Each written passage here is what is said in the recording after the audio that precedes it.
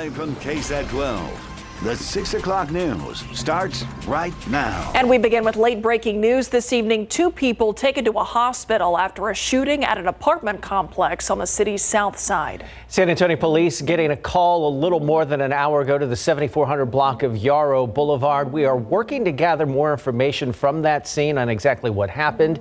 We do have a crew there. We'll try to get you an update on what happened sometime during this newscast. She was convicted of tampering with records. Today, ex-constable Michelle Vela returning to court as the parade of former deputies teeing off on their one-time boss resumed. It has been more than a month since that conviction, in 3 weeks since the punishment phase began and then was paused. Dylan Collier now on the combative restart to the sentencing. Michelle Vela offered a smile and a slight wave as she returned to court following a 3-week delay in sentencing. The disgraced former public official faces between 2 years probation and 10 years in prison after altering security payment logs and handing over false records to law enforcement while under criminal investigation in the summer of 2019. Her actions in the closing months of her troubled tenure continue to be on full display. Former Precinct 2 Deputy Jason Castanon returned to the stand and described being ordered to arrest his fellow deputy, Leonicio Moreno, on a warrant in late April 2019. Moreno was charged with perjury shortly after filing to run for constable against Vela, his boss at the time. KSAT Investigates later uncovered jail surveillance video showing a handcuffed Moreno being driven around, an apparent effort to kill time so the media could get in place with cameras and videotape Moreno being booked. Castanon testified the booking of Moreno was delayed by command staff. They would believe that it's to delay his booking. Would they believe? I don't know what they would believe. Castanon and an attorney for the one-time constable squabbled as he accused her of asking leading questions. Something that I've done before, but it's not every day. It's not day to day, and it's part of the job, yes. As many as 15 witnesses between the two sides have still yet to be called. And we were under the impression that Judge Velia Mesa would hand down her sentence sometime in November. We are now learning that could happen as soon as late this week. Reporting live downtown, Dylan Collier, KSAT 12 News. Thank you, Dylan. Trish DeBerry today claimed personal injury attorney Thomas J. Henry and the head of the ad agency he uses were behind attack ads against her in the Bexar County judges race. The Republican candidate called the sponsor of the TV ads Friends of Bexar County LLC, or Friends of Bexar LLC, a dark money corporation that was formulated in Delaware. And she claims without evidence, Bob Wills of the PM Group and his client Thomas J. Henry are the ones behind it. DeBerry could only attribute her claims to, quote, multiple sources. And Wills quickly hit back today with a news conference of his own. Given these outlandish allegations, I'll finish as we will investigate our legal options because you disparaged our company and my reputation, all because you want to be a judge that you are unqualified for to hold that position.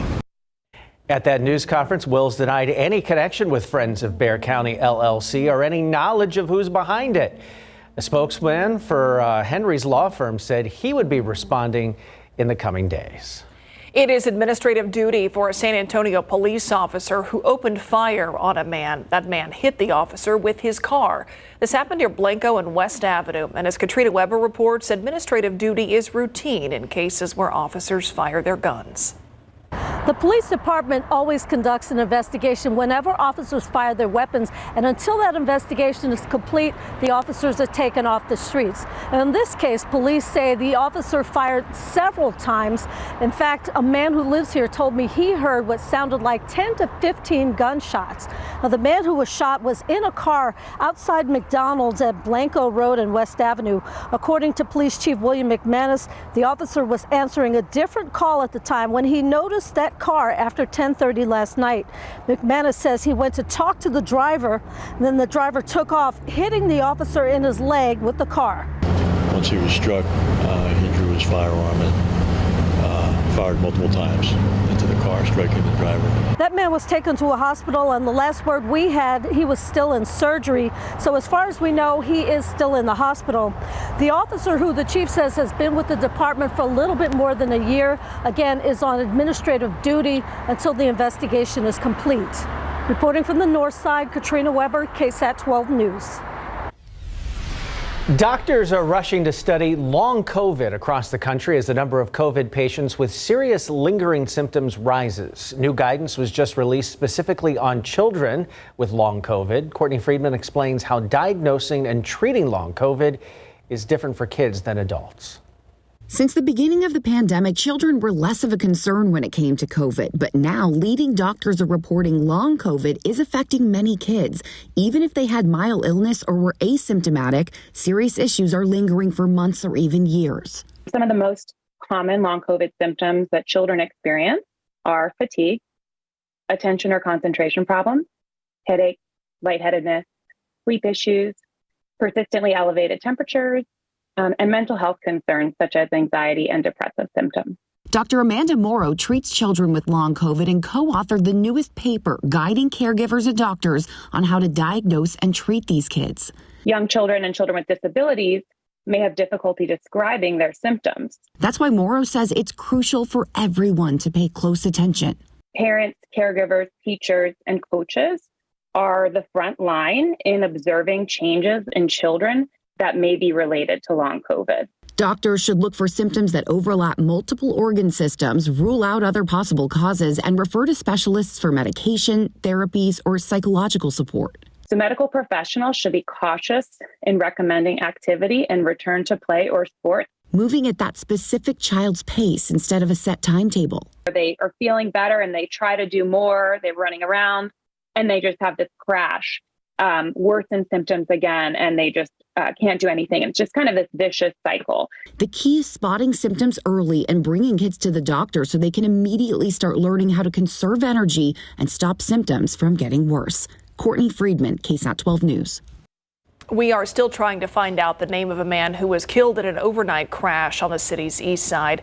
Officers responded to the 500 block of South Pine Street around 12:30. That's near Alabama and South Hackberry. Police say the driver was speeding, drifted over the white line there, and then slammed into a truck that was parked along the curb. The impact of that crash threw the man from the car, and he died there at the scene. The parked truck was pushed over a sidewalk, through the yard, and onto the front porch of a house. Officers tell us there were no witnesses to that crash. Take a quick check of your evening commute on this Monday. Looking at I-35 and Loop 410, this is a regular choke point, and it is slow going through there again tonight.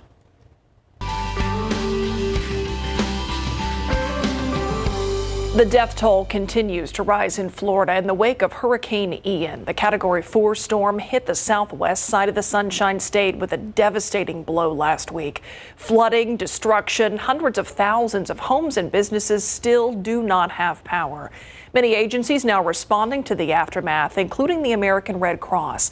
That's why we've been holding a KSAT community phone bank today to help raise money so the Red Cross can help the victims of that storm. The number to call right now to make a donation, 210-351-1363.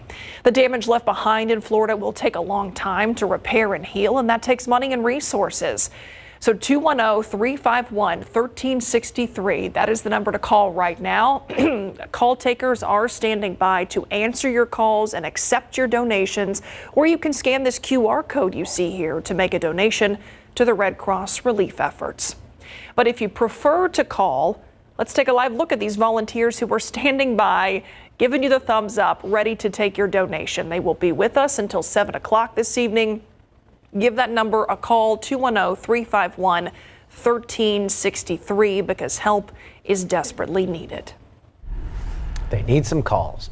Back here at home, new at 6, Phase 1 of the San Pedro Creek Culture Park is complete and just about ready for some visitors. Take a look. County leaders and officials with the San Antonio River Authority giving a sneak peek of segments 1.2 and 1.3 today, stretching from Houston Street to Cesar Chavez Boulevard.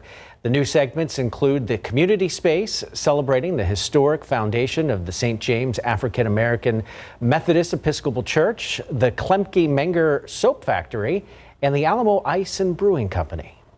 City of San Antonio started on San Pedro Creek, not on the river, 1718. So this is our history, and we tell the history through signs, through artwork as you go down. Now, those new segments will be open fully to the public on October 14th for a lighting ceremony that'll happen at 6:45 in the evening. Family-friendly festivities will be held throughout the day on Saturday, October the 15th, and the entire project is anticipated to be complete and open to the public late next year. And I gotta say, remember, don't swim in that water. Yes, just a friendly reminder. Just a friendly reminder. That is not swimmable water. No.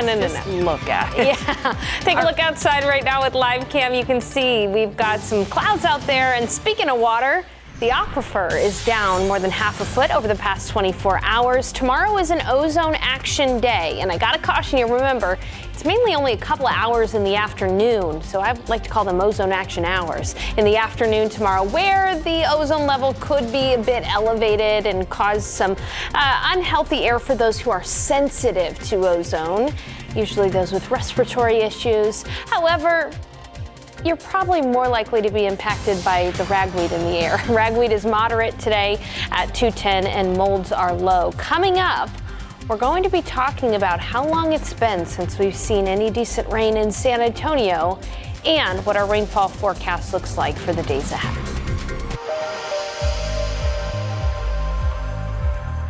I've seen weed eaters, pieces of lawnmowers, rims, hubcaps, a bunch of different of everything. And that is what's not supposed to be here. Today we're talking about what should be, not only what can be recycled, but what's accepted at the recycling facility, because there is definitely a difference. Plus organics, what should go in San Antonio's green and blue bins? We're answering that big question, and we're showing you what happens to all that stuff after it leaves your curb. KSAT Explains is coming up at 6:30. He has been camped out at Uvalde CISD's door for almost a week now. Tonight on the Night Beat, the guardian of a Robb Elementary victim talks about the support he is getting and the questions the district has yet to answer. We want to go back to late breaking news we told you about at the top of the 6 o'clock newscast. We have now learned that 2 people who were taken to a hospital after a shooting here at this apartment complex on the south side. Officers there telling our crew on the scene this was apparently the result of an attempted murder-suicide between a man and a woman. All of this taking place in the 7400 block of Yarrow Boulevard. We also know, after our reporter was briefed, that it was apparently the mother of the female who discovered all of this. So we are gathering more information. We'll, of course, pass on new information as it comes in. All right, let's turn to the weather out there. Sky 12 above the Botanical Gardens here this evening. First Monday of October, and it's slowly feeling like it, but this place and a lot of others, Sarah Spivey, need some rain. Absolutely, and there's some great programs with the Botanical Garden where they tell you about water conservation for the plants, and a lot of people are having to utilize those because it has been very, very dry across South Central Texas. In fact, this is the driest year to date so far on record here in San Antonio, and records go back all the way to 1886. So this is no joke dry out there. Take a look outside though. Here's a look at the high temperatures for the day today. We got up to 87 in San Antonio. That's 1 degree above the average. It was a nice 79 in Rock Springs, 84 in Kerrville, 86 in Hondo, 84 Del Rio, 86 in Cotulla, and 85 in Beeville. We've been seeing these cirrus clouds with us for the last several days here, just streaming in from the south and from the west. This is all because of what was Hurricane Orlene out in the Pacific, now Tropical depression, Orlean, as it has moved inland right on the Nayarit and the Sinaloan border there. That's where we saw this make landfall as a Category 1 hurricane, and it has fallen apart since over the mountains of Mexico, but we're really not going to see any rain for this. In fact, this radar image that you're seeing here on the border, that's actually just tapping into some of those high-level clouds, so we're not really seeing any rain from that. And unfortunately, we just will not here in San Antonio be seeing any rain from Orlean, or for that matter, over the next several days. Our weather setup does show a low pressure system right over the Four Corners region. Of course, the remnants of what was Ian is bringing some rainfall to the northeast. But as we look at the potential rainfall over the next 7 days, nothing for us, unfortunately, here in south central Texas. Plenty of rainfall across the Four Corners region and across the desert southwest, but it's just not going to cut through Texas and make it to us. You'll notice that there could be a little bit of light rain near the Rio Grande Valley by about Friday and Saturday, but that's about as close as the rain is going to get to us. And when we think about how long it's been since we've seen healthy rainfall in San Antonio, these numbers really stand out. This is a look at the amount of rain in a 24-hour period. And you can see that it's been 30 days since we've seen half an inch of rain, September 3rd. It's been 40 days since we've seen more than an inch of rain, August 24th. And the numbers are really staggering when you look at how long it's been since we have seen 2 inches of rain in a 24-hour period at the airport. Last October, 355 days. We're approaching an anniversary of seeing 2 inches of rain at the airport in a 24-hour period. And unfortunately, the Guadalupe River is really starting to see stream flow or no stream flow like up at Spring Branch. Compare it to a year ago when they were seeing 220 cubic feet per second of stream flow at this time. Now, we're still seeing the Guadalupe flow at New Braunfels. It's just very slow, less than 60 cubic feet per second. Now, outside right now, it's 86 degrees. It still feels nice. You know, that's the bad news, that we're in the middle of drought. But the good news is that it feels great out there. 86 degrees, low humidity. When we look at tonight, we'll be seeing temperatures fall into the 70s. It's going to be a really pleasant evening for us. And early tomorrow morning, if you wake up close to sunrise at 7:30, this is a look at what the temperatures are going to be. Upper 50s in the hill country, low 60s around San Antonio. Another beautiful morning. In fact, it'll be 62 in New Braunfels, 60 in Seguin, 62 at the airport, 59 in Boerne, and 59 in Kerrville. Looking at your KSAT 12-hour forecast, we'll quickly warm up a lot like the last couple of days. We'll have these high, thin cirrus clouds out there.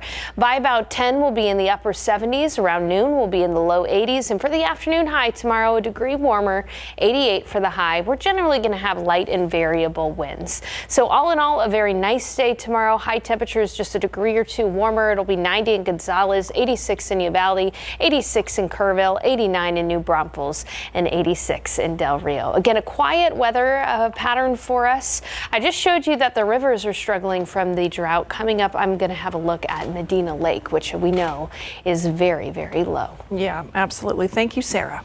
All right, Greg, it is time for another edition of Texas versus OU at the Texas State Fair. And it really doesn't matter the records or how well the teams are doing. They just love to get ready for this particular game, the Red River rivalry. But as we prepare for that game, what about the Aggies in Alabama? Remember that huge feud between Jimbo Fisher and Nick Saban? Well, that certainly ramped things up a bit. Coming up.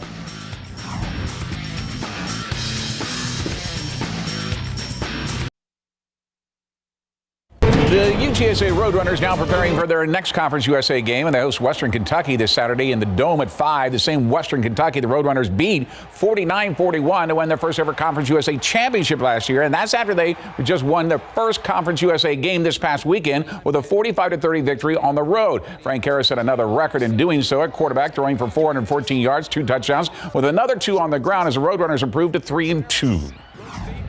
Definitely excited. You know, we got a lot to work on, including myself. You know, those turnovers just can't happen.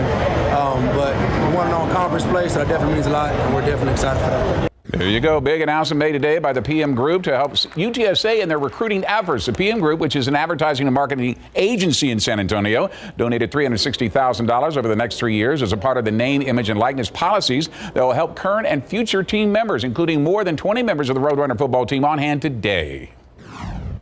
we saw it as an opportunity to really get in there, support the program, support our student athletes. It's just part of the things that we're doing on our front to better the city. This is awesome, just to have the whole city of San Antonio, especially the PM group, coming and supporting UTSA is huge. The landscape for college football has changed. NIL deals are becoming a part of it, and we just really appreciate the opportunity. It's a blessing. I think a lot of universities, a lot of kids are battling NIL deals, and they're going to where they get paid the most. So I think this would be good for a lot of recruits and a lot of people staying here. So definitely going to help us in the long run, and we appreciate it.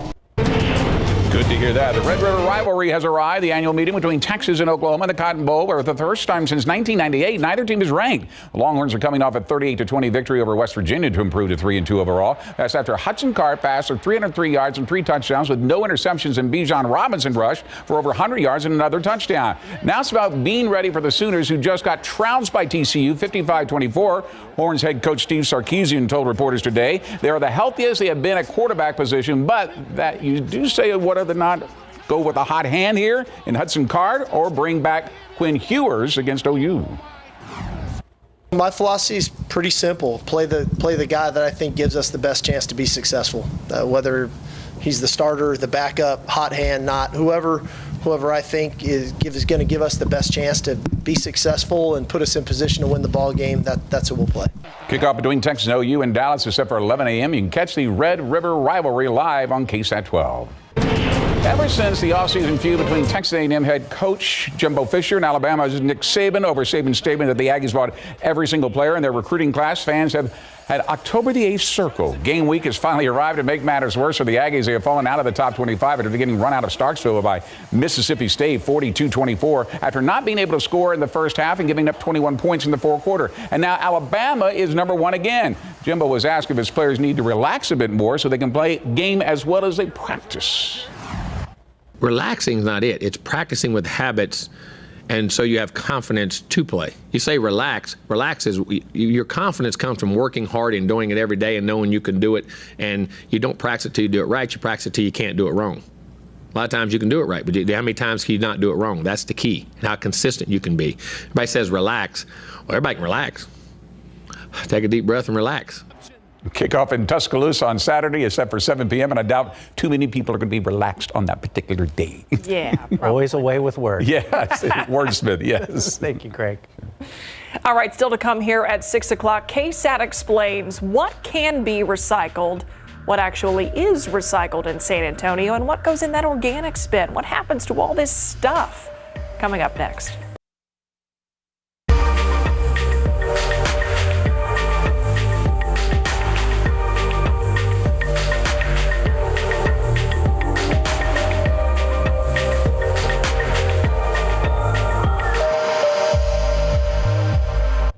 What's in your bin? We're talking recycling and organics in this KSAT Explains. I have been looking forward to this one. If you have those bins, you fill them up, hoping that what you're doing is a good thing, reducing waste and helping the environment. But can what you toss in there actually be reused? Or does it all just get tossed out somewhere else along the way? Here's KSAT Explains what's in the bin.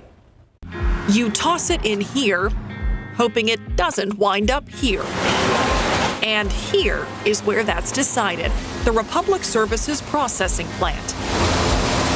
They take in all the recyclables for City of San Antonio customers. This is Tim Tiemann. I'll explain more when we get up there. Operations manager of the facility, where an average of 400 tons of unwanted stuff arrives every day. So we have to process at least 215 or more tons a day per shift to stay in front of that. So you're looking at 430 tons. First, a load of recyclables is weighed, then dumped. Our loader operators blend the material, fluff it. Yes, fluff it. It's to help separate the items so they can be sorted more easily. On the pre-sort line, these employees are removing what will not be recycled and will be sent to a landfill. They have to remove 45 unwanted items per minute to stay on pace. It goes into a screening process where the cardboard and the glass are taken out. Then after the screening process of the cardboard and the glass, it goes into the optical sorting area where the papers are taken out. So what makes the cut? Tiemann calls it the core four. You got paper, cardboard, bottles, and cans. That's your core fours that you want to have in your system. Not only because those things can be reused, but because someone wants to reuse it. These items are processed and then sold to mills. It's not only what can be recycled, it's what there is a market for that material itself. Somebody's got to want that used material. So there are some things, depending on who wants it, that's the mill, that are recyclable. But if there's not a desire for it, though it may be stamped with the recycle symbol on it, you might not have an outlet for it. Tiemann says goods that are recycled need to meet a few requirements. They must be big enough for the machines to process or capture. If it's smaller than a business card, we're probably not going to capture it. And items need to be clean. They'll reject the material or they'll downgrade it. Now, something that happens if they downgrade it, they can send it back to us. So we pay for the freight for that truck to come back here. Plus, we have to figure out what's wrong with the material, reprocess it yet again, and try to sell it again. So that's double cost in that product. What are some of the reasons that a bale may be downgraded or rejected? Contamination. Contamination being too much plastic bags for their straining system, diapers, believe it or not, some type of medical waste. We wanted to put a few things to the test. We're going to start with an easy one. Sure, yes. How about this? Yes. Strawberry container. These clamshells, they can be if they're clean. How about this? I'll say yes to that, but if you bring me a Raid can or a Coleman propane bottle about that size, I'll tell you no, because it's combustible. How about this small little cap? Leave it on. Leave it on. No. Why not? Well, look inside it. There's peanut butter in there. Would you want that? Not here.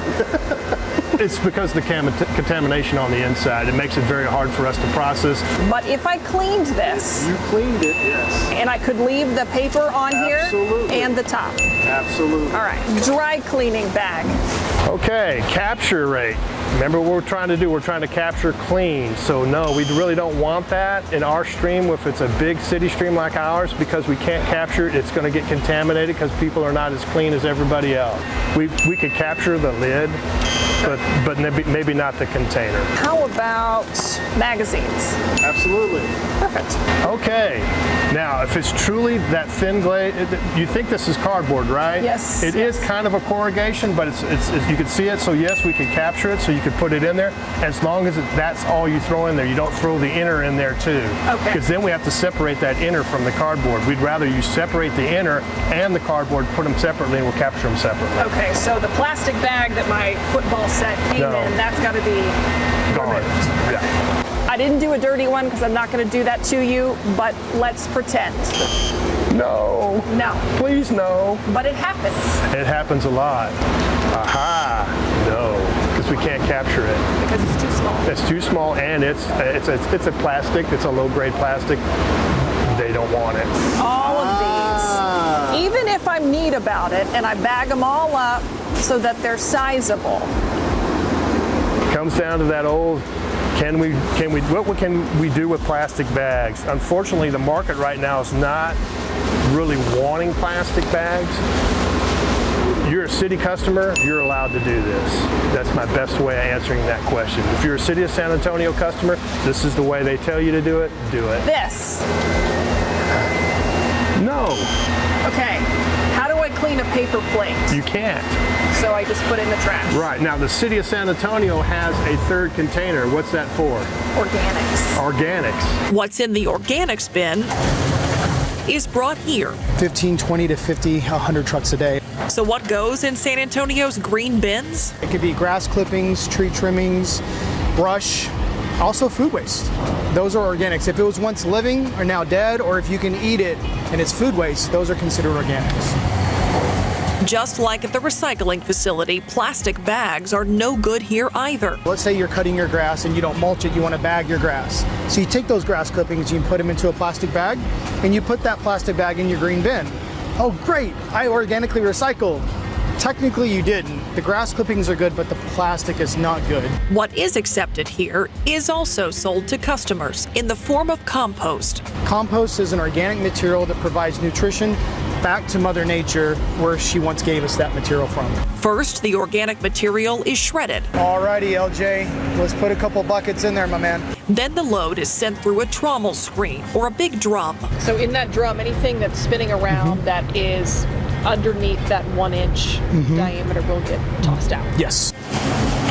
Then it's up to the sorting line where non-organic items get tossed out. We're looking for plastics, metals, glass, rocks, anything non-biodegradable, non-compostable. These human spotters also have robotic backups. Artificial intelligence technology using cameras and computers to pick out what doesn't belong. It happens all the time. I may not be as fast as I always like to think I am, but there are times where I will miss it and the robot will pick it right up. I've seen weed eaters, pieces of lawnmowers, rims, hubcaps, a bunch of different of everything. But that, of course, is not what makes good compost. It's stuff like this. 50 to 60 tons of food waste is dumped here daily. You can buy cut up fruit and cut up vegetables, or even steamables like broccoli, cauliflower, Brussels sprouts in a bag. A lot of that food waste material that doesn't make it to H-E-B or local grocery store chains comes here. This huge pile of food scraps provides one of two key ingredients for compost: nitrogen. So you need a carbon source, which is your green waste, your grass clippings, tree trimmings, and you also need a food waste stream. That's what makes a good high quality compost: carbon and nitrogen. Food waste material, otherwise known as food scraps, provide a good source of nitrogen, whereas green waste provides carbon. The piles sit for up to 2 months where they cure and mature until the compost is ready. Last year alone, we diverted 67,000 tons.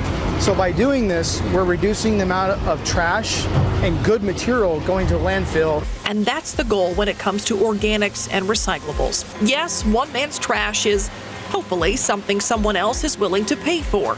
But the hope is also that the environment isn't charged nearly as much. All right, now we put even more items to the test than what you saw here to see if they can actually be recycled. If you want to watch that full video and this story, go to KSAT.com. You can also just scan this QR code you see here. Look for another KSAT Explains next Monday at 6:30. We'll be right back. 210-351-1363. That is the number to call if you would like to help out those folks who need a lot of help in Florida after Hurricane Ian. All afternoon and evening, we've been working to help raise money for the American Red Cross, which is responding to that situation in Florida following Ian. The death toll there continues to climb. Homes and businesses have been destroyed and thousands remain without power tonight. For decades, the Red Cross has been responding to disasters like this around the world, but to do it, they rely on your kindness and your donations. Joining us now is Jeremy Roberts, a board member with the Greater San Antonio chapter of the American Red Cross. Thank you for being with us.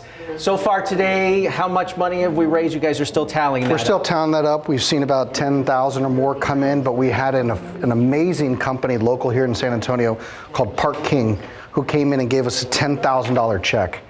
Absolutely amazing stuff. So that they've been fantastic. Obviously, that'll go a long way, but folks don't need to give $10,000 or $100. They can give small amounts. Talk about that. Exactly. So if you want to give as little as $20 gives somebody breakfast, lunch, and dinner for a full day. If you can give as much as $200, that's breakfast, lunch, and dinner, and shelter for a family of 4. After a big disaster like that, there's so much need, so much cleanup that needs to happen. How quickly does this money get from here to those folks who need it the most? Instantly. So we've already have supply chains set up and logistics set up to where all of these supplies are going there. A lot of people want to send us blankets and food. The easiest thing to do now is to send us funds because we have the supplies going there now. We have over 700 volunteers already on site, and we've been able to shelter, hundreds, thousands of people already. And so for us, we just need the financial help. And this has been a quiet hurricane season up until the last few weeks. We had Hurricane Fiona, which impacted Puerto Rico. We saw you guys for that. And now you're back for this one. Again, you all will be here till 7 o'clock taking calls for those donations. That number again, 210-351-1363. And you can make those calls again until 7 o'clock or just scan this QR code with your phone. All right, hopefully we get more of those phones ringing for the next 17 minutes. Let's turn to live cam this evening out there right now. Temperatures, they are nice. They are feeling a little more like October, but we need some rain, Sarah. Oh, we do, Myra. And that's by far the biggest question people ask me whenever I'm out. When are we getting some rain?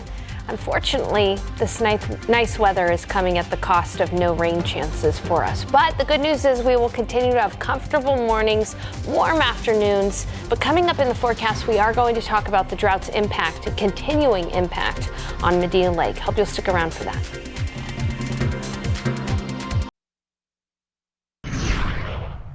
All right, we know that we need the rain, and we're going to keep on waiting, it sounds like, but enjoying some nicer temperatures in the meantime. That's right, and there have been some subtle changes to our weather over the last couple of days. I'm sure you have noticed out there the clouds. These high-thin cirrus clouds have made for beautiful sunrises over the last couple of days. They're a little too thick out there right now to make for a beautiful sunset, but still, you've noticed those because of what was Hurricane Orlene in the Pacific, and we'll talk about that more in just a second here. Right now it's 86 degrees outside. The important number there, the dew point, 40 degrees. Whenever the dew points are less than 60, it feels amazing outside. Once we start to get dew points into the 30s, that's when it's chapstick weather. You need a little extra chapstick. But with the dew points in the 40s, it feels great out there. And tonight with light winds, low humidity, it's going to be a beautiful evening. Sun's going to set here at 7:17, and temperatures will fall into the 70s. It's going to be really pleasant outside. Now today we got up to 87 degrees for the high temperature. That's just 1 degree above the average, and our morning low was 62. Tomorrow's going to look a lot like today. Maybe not quite as thick a cloud cover, but still pretty similar in the forecast. And when we look at the record of 98 was set back in 1979. Thank goodness we're not dealing with that kind of heat. Here's a look at the satellite and the temperatures. It's 80 in Uvalde, 79 in Carrizo Springs, 84 in Cotulla, 86 in New Braunfels. And when we take a wider view, you can really see the reason for the clouds. The reason for the clouds is what is now Tropical Depression Orlene. Tropical Depression Orlene made landfall as a Category 1 hurricane just south of Mazatlan, and it has been falling apart pretty quickly over land. And for that reason, the fact that it's falling apart, we are not going to see any rain, unfortunately, from Orlene. Orlene is going to be completely dissipated by early tomorrow. And as we take a look at the futurecast, again, no rain from Orlene, just continuing to see a few clouds out there throughout the day tomorrow. So again, sunrise tomorrow, close to 7:30. Get out there, try to see the sunrise. It should be pretty nice with those high-thin cirrus clouds, and it's going to feel amazing out there too. 59 in Kerrville, 62 in Uvalde, 62 in Pleasanton, 62 in New Braunfels. A lot like the last couple of mornings if you're sending the kids off to the bus stop. Maybe a very light sweater. They won't need it in the afternoon, but it can't hurt. It's going to be 62 in Hondo, 60 in Seguin, 62 in Floresville, and about 85 in the afternoon in Helotes. So another day where the high temperatures should be in the upper 80s. Again, unfortunately, the drought is extreme and exceptional out there, and Medina Lake itself is continuing to fall. It's now only 7.5% full. The last time it was this low was back in 2015, right before those Memorial Day floods, which allowed for the lake to come back to healthy levels. And needless to say, we do not see anything like that in our forecast over the next few days. The best rain chances we can do is a measly 10% on Friday and Saturday. The rain then should be closer to the Rio Grande Valley. All right. Thank you, Sarah. We'll be right back. New at 6, the fit can make all the difference. A local nonprofit is providing free new clothes and shoes to at-risk youth in our area with the hopes of inspiring them to feel more confident at school and around their friends. RJ Marquez takes us inside San Antonio Threads, where the look is only one part of helping these kids with their mental health. Racks of new clothes, shoes, and accessories. This looks like any other store for teens and young adults. We're set up to give that real experience with fitting rooms and mannequins and current trends. And many of the kids will say, We didn't think the community cares about us. Kathy Hamilton started San Antonio Thread 6 years ago with the goal of giving at-risk youth a fresh start with a fresh fit. Something that you'll be proud to wear. That's what we want to do. We want them to know we do care. Hamilton has seen what wearing new clothes can do for a teen's mental well-being. A 2019 national report showed that up to 80% of children in foster care have mental health issues and trauma. You feel good about yourself, you're confident, and then you can just focus on your studies, on school, on having your friends, and you're just like everybody else. San Antonio Thread served over 3,500 youth just for back to school this year, and it's not just clothing and shoes. They also have a long list of hygienic products on hand. Kathy tells us that they expect to serve 15,000 youth by the end of this year. They're the right size, they fit, they make you stand a little taller. We've helped kids get jobs, they can get their business casual outfit, and they can get their job. As another form of therapy, Hamilton asks each person that visits San Antonio Threads to write a note answering the question, where will your new clothes take you? Many responses are signs of hope. One of the notes had read, old clothes have bad memories, but new clothes can give me good memories. RJ Marquez, KSAT 12 News.